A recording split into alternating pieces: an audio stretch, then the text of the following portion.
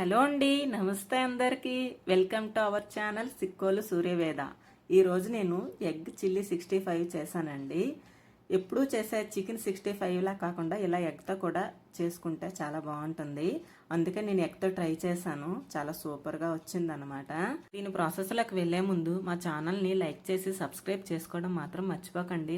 4 గుడ్లు తీసుకున్నాను. ఇవి ఉడకబెట్టుకోవాలి. ఇప్పుడు ఇవి బాగా ఉడికిన తర్వాత ఒక 10 నిమిషాలు ఉడికితే సరిపోతాయండి. మరి ఓవర్ కుక్ అయితే లోపల ఎల్లో అనేది నల్లగా అయిపోతుంది. అందుకు 10 నిమిషాలు సరిపోతాయి అన్నమాట. గుడ్లు ఉడికిపోయిన తర్వాత ఇలా తొక్క తీసుకొని నీట్గా ముక్కలుగా కట్ చేసుకోవాలి. ఆ లోపల ఎల్లో సొన అనేది బయటికి రాకుండా నీట్గా చాక్తోనైనా లేకపోతే ఒక థ్రెడ్ ఉపయోగించైనా కట్ చేసుకుంటే ముక్కలు నీట్గా వస్తాయి. ఈ ముక్కల మీద కొంచెం ఉప్పు, కొంచెం కారం, మిరియాల పొడి ఇలా చల్లుకోవాలన్నమాట. ఇలా చల్లుకున్న తర్వాత ఇప్పుడు ఒక 2 స్పూన్స్ కార్న్ ఫ్లోర్, 1 స్పూన్ మైదా తీసుకోవాలి.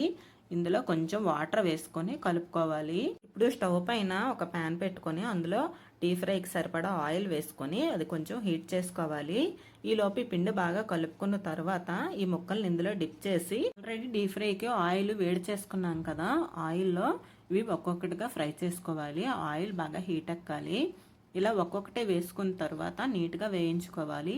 మరి ఓవర్గా ఏం వేయించిన అవసరం లేదు, కొంచెం వేగితే సరిపోతాయి. మనం కార్న్ ఫ్లోర్లో పెట్టి వేయిస్తున్నాం కదా, ఇలా వేయించడం వల్ల అవి ఎగ్ వైట్ ఎల్లో అనేది విడిపోకుండా నీట్గా ఒకేలా ఉంటాయి. ఇలా వేయించడం వల్ల ముక్క అనేది బాగా ఉంటుంది. మనం కూర చేసేటప్పుడు కూడా ముక్క అనేది విడిపోదు. ఇలా వేయించుకున్న తర్వాత పక్కన పెట్టుకోవాలి. ఇప్పుడు వేరే ప్యాన్ తీసుకొని అందులో కొంచెం ఆయిల్ వేసుకొని కొంచెం అల్లం, వెల్లుల్లి చాప్ చేసి వేసుకోవాలి. ఇప్పుడు ఉల్లిపాయ ముక్కల్ని ఇలా పొరలుగా కట్ చేసుకోవాలి. ఇలా పెద్ద ముక్కలుగా కట్ చేసుకొని వేసుకోవాలి. ఇందులో మన మెయిన్ ఇంగ్రీడియంట్ ఏంటంటే పచ్చిమిర్చి, క్యాప్సికమ్ ఇలా ముక్కలుగా కట్ చేసుకొని వేసుకోవాలి. ఇలా వేసుకున్న తర్వాత ఇవి బాగా వేగాయి కదా, ఇప్పుడు ఇందులో టమాటా సాస్ ఒక స్పూన్ వేసుకోవాలి.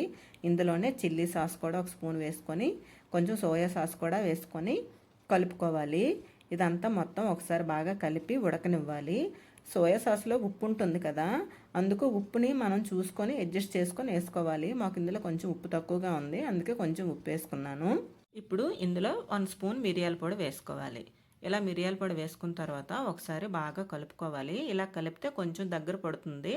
ఆ టైంలో మనం గుడ్లని యాడ్ చేసుకోవాలి. ఇలా మొత్తం గుడ్లను యాడ్ చేసుకున్న తర్వాత ఒకసారి మొత్తం అంతా కలిసేలాగా కలుపుకోవాలి. అంతేనండి, మన ఎగ్ చిల్లీ 65 రెడీ అయిపోయింది.